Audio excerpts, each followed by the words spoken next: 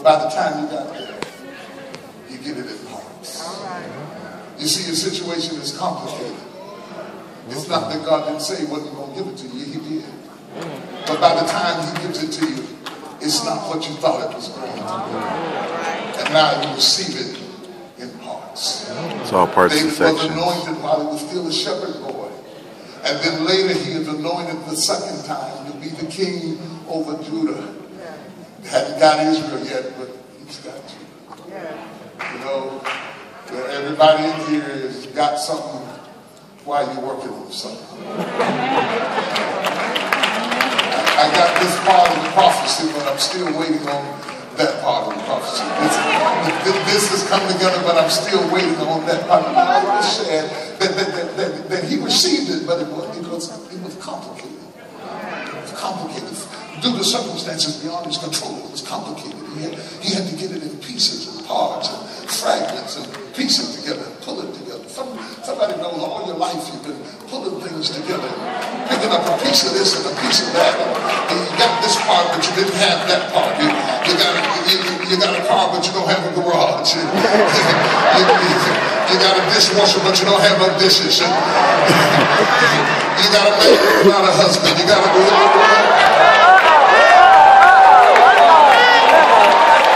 who said that? I didn't mean to say that.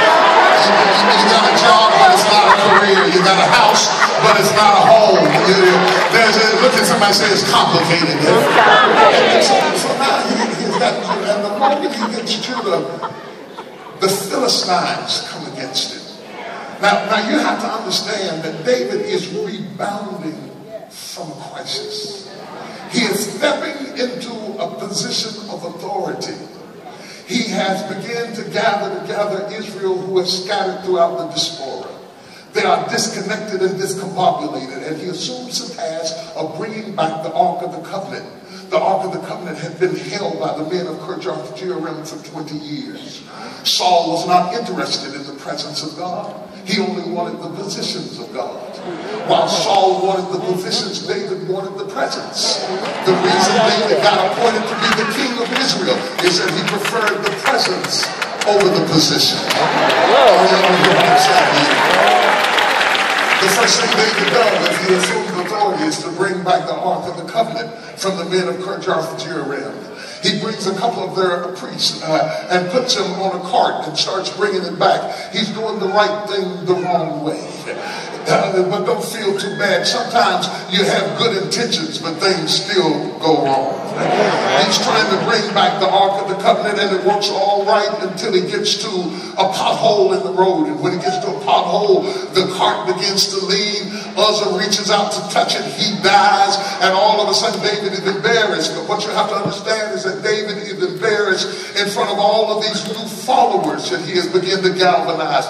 Thousands of people are behind him. It's one thing to have a problem that people don't see. But when you have a problem that everybody gets to see, it will kill your joy. Have you ever had a problem go public? Yeah, I know what my mother told me, what goes on in this house stays in this house. But every now and then you can't keep it in the house. Every now and then your problem goes public. And David has been a mess. He's so frustrated that he just drops it and said, I'm not going to be bothered with it. He gives the Ark of the Covenant to Obed-Edom and says, here, you take it. And for several months he goes into a state of total depression, walks away from all of it and says it is not worth it. I love this, I love this, I love this, because I am so sick of people who make me think that they've never had a down moment, never had a discouraging moment, never had a moment that they wanted to quit. I am so sick of you telling me that you always think positively, never get negative, never get tired.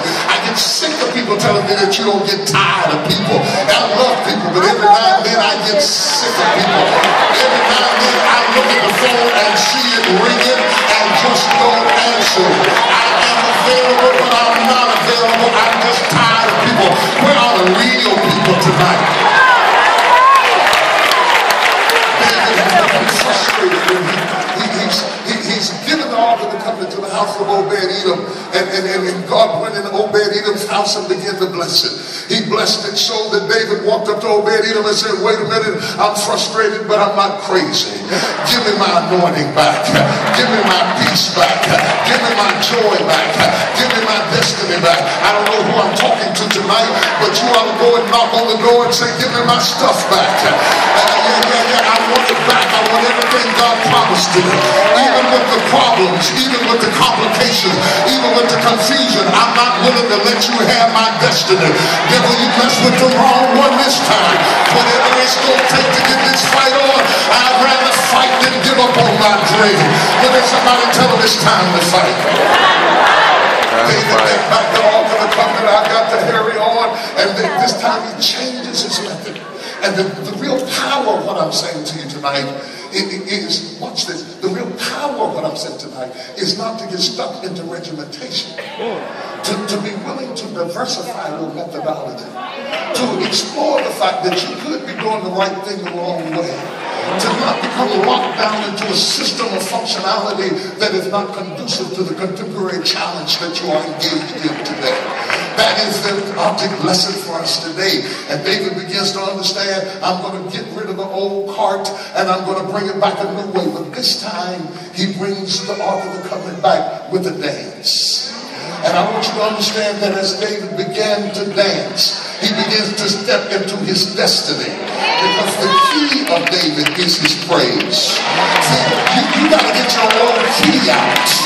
Yeah, for this devil you're fighting right now, you got to put that cute dress back in the closet and get your old prayer clothes on and start praising God like you used to. And when you start praising God, somebody in this church has got a key. When you shout, demons tremble. When you praise God, depression gets out of the room. That's why the devil wants to shut you down and get you where you don't praise God. But the devil is a lie. If you don't have but a little bit of strength, you ought to praise God. I don't care if you took chemo today, you ought to praise God. I don't care if you just got back from dialysis, you ought to praise God.